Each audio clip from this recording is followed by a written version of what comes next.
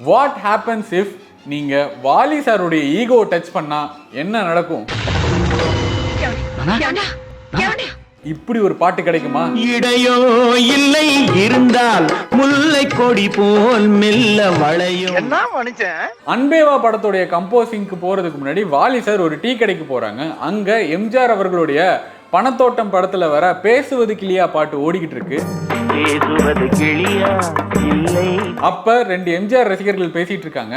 தலைவருக்கு காலமெல்லாம் நிக்கிற மாதிரி பாட்டு எழுதணும்னா கண்ணதாசனை தவிர வேற யாராலையும் முடியாது அப்படின்னு சொல்றாங்க.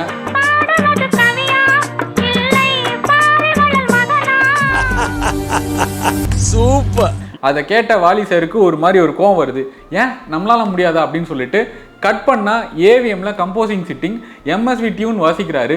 ஒரு வெறியில இருக்காரு. 10 நிமிஷம் வந்து பெருசா யோசிக்கிறாரு. யோசிச்சுட்டு அடுத்து அவர் வந்து சொல்ற ஒரு பல்லவி, நான் பார்த்ததிலே அவள் ஒருத்தியை தான் நல்ல அழகி என்பேன், நல்ல அழகி என்பேன். நான் பார்த்ததிலே அவள் ஒருத்தியை தான் நல்ல அழகி என்பேன்.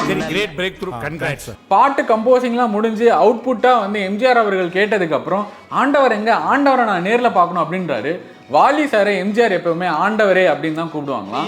நான் கேட்டதிலே அவள் வார்த்தையை தான் ஒரு கவிதை என்பேன். என்ன பாட்டு, என்ன மாதிரி எழுதிருக்கீங்க.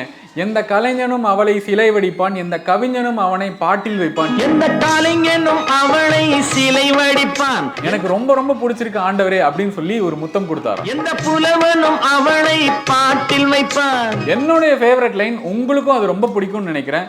அந்த இயற்கையும் அவள் மேல் காதல் கொள்ளும், அந்த இயற்கையும் அவள் மேல் காதல் கொள்ளும், அவள் நினைவாலே என் காலம் செல்லும், அவள் நினைவாலே என் காலம் செல்லும். நான் தான் எடுத்து விட்டேன். உங்களுக்கு இந்த பாட்டுல ரொம்ப பிடித்த வரிகளை கமெண்ட்ல சொல்லுங்க. நான் பார்த்ததிலே உன் ஒருவனை தான் நல்ல அழகன் என்பேன். அப்படிங்களா? ரொம்ப சந்தோஷம். புறப்படலாங்களா?